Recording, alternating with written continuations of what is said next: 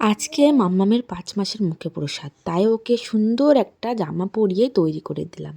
আমাদের মধ্যে ৭ মাসের অন্নপ্রাশনের আগে ৫ মাসের একটু মুখে প্রসাদ দেওয়া হয়।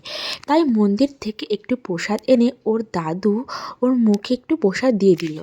ওর দিদুন আর কাকিমণি আর আমি মিলে মন্দিরে গিয়েছিলাম, ওখান থেকে প্রসাদ এনেই ওর মুখে প্রসাদটা দেওয়া হবে। আজকে মন্দিরে ভোগ আছে, তো ওই ভোগের প্রসাদটাই আমরা ওকে মুখে দেব। এই যে দেখো, ওর দাদু ওকে আশীর্বাদ করছে। আজকে ও প্রথম মুখে কিছু তুললো।